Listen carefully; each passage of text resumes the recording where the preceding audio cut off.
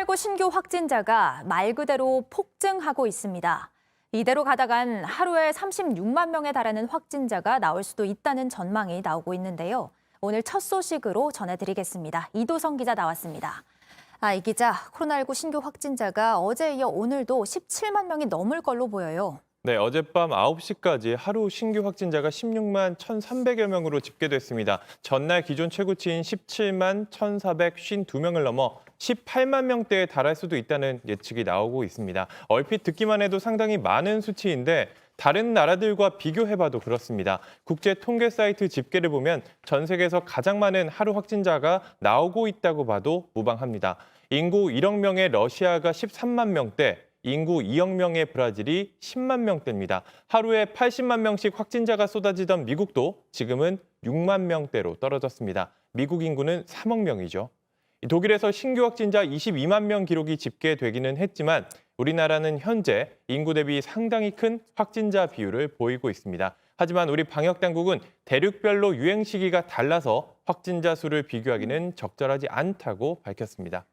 네, 이렇게 봐도 좀 상당히 많이 나오고 있는 상황인데요. 확진자 규모가 지금 정점이 아니잖아요. 도대체 어디까지 늘어나는 걸까요? 네, 신규 확진자 규모가 일주일 전보다 배로 늘어나는 더블링 현상이 현실화되고 있습니다. 국가수리과학연구소는 하루 최대 36만 명대를 기록할 수도 있다고 예측했습니다. 여러 예측 모델이 있는데 그중 하나에서 나온 결론입니다. 앞서 방역당국도 이달 말에서 다음 달 중에 최대 27만 명대까지 발생할 수 있다고 전망했습니다. 중환자와 사망자도 늘고 있습니다. 그제를 기준으로 중환자는 512명으로 나흘 만에 500명대로 들어섰고 일일 사망자도 99명으로 하루 전보다 70% 늘었습니다. 중환자랑 사망자가 늘어난다는 게 좀 걱정인데요. 거리에서 숨진 채 발견된 중증 장애인과 80대 노인이 코로나19 양성 반응을 보인 사례도 있었다면서요. 네, 어제 새벽 서울에서 가족과 떨어져 혼자 살던 한 80대 노인이 길거리에 쓰러진 채 발견됐습니다. 병원으로 옮겨졌지만 이미 숨진 상태였고요. 사후 검사에서 코로나19 확진 판정을 받았습니다. 의료진은 코로나19로 숨진 걸로 추정하고 있다고 합니다. 하루 전에도 중증 장애인이 코로나19 확진 판정을 받고 홀로 PCR 검사를 받으러 가다 거리에서 쓰러져 숨지는 사건이 발생했습니다.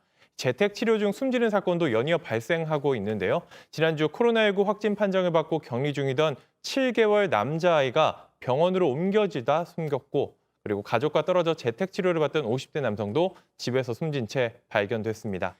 네, 좀 안타까운 소식들이 그만 됐으면 좋겠습니다. 여기까지 듣겠습니다. 이도성 기자 잘 들었습니다.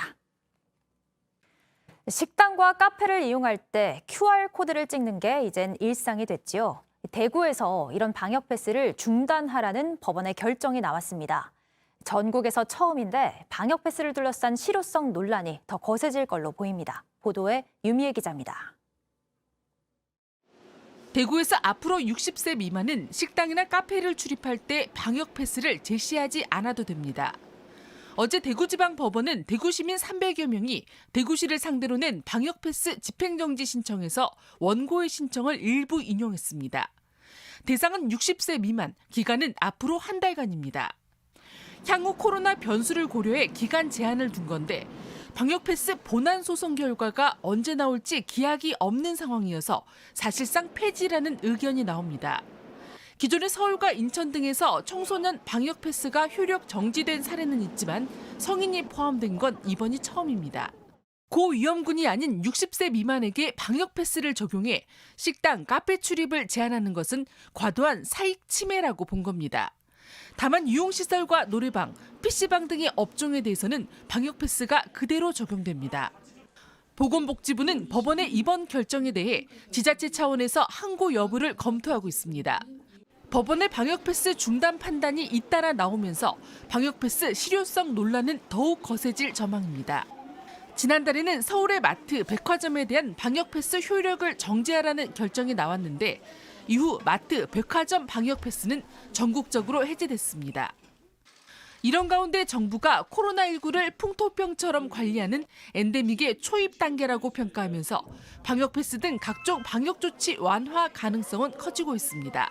JTBC 유미입니다. 우크라이나 사태는 밤사이 더 심각해졌습니다. 러시아의 침공 위협에 직면한 우크라이나가 국가 비상사태를 선포했습니다. 예비군 소집령도 내렸는데요. 미국은 러시아에 대한 제재를 추가하며 압박 수위를 높였습니다. 안일근 기자의 보도입니다. 우크라이나가 친러 분리주의 공화국들이 장악한 동부 돈바스 지역을 제외한 전 지역에 국가 비상사태를 선포했습니다. 우리의 국가안전보장회의 NSC 격인 국방안보위원회가 비상사태 선포를 제안했고 의회가 곧바로 승인했습니다. 비상사태가 선포되면 검문 검색이 강화되고 외출이나 야간 통행이 금지되는 등 민간인의 자유로운 이동이 제한될 수 있습니다. 또 예비군 소집령도 내렸습니다. 우크라이나 외무부는 러시아에 체류하고 있는 자국민들은 즉각 러시아를 떠나라고 권고했습니다. 유엔 차원에서 러시아를 강력히 제재할 것도 요구했습니다. Active diplomacy, strong political messaging, tough economic sanctions, and strengthening Ukraine can still force Moscow to abandon aggressive plans. Swift and resolute actions by the United Nations can reclaim the organization's leading role. 미국은 러시아 국영 가스 기업인 가즈프롬에 대한 제재를 추가했습니다. 조 바이든 대통령은 러시아와 독일을 잇는 가스관인 노르트스트림2 관련 제재를 지시했습니다. 노르트스트림2는 러시아의 천연가스 수출을 돕는 파이프라인으로 미국은 이 사업을 주관하는 기업인 노르트스트림2 A지와 소속 임원들에 대한 제재에 착수한 겁니다. 앞서 독일은 노르트스트림2 사업에 대한 중단을 발표했습니다. 유럽연합도 러시아에 대한 제재를 공식 채택했습니다. 세르게이 쇼이구 러시아 국방장관과 안톤 바이노 크렘린 행정실장, 러시아 하원 의원 351명 전원이 제재 대상에 포함됐습니다. JTBC 안의근입니다.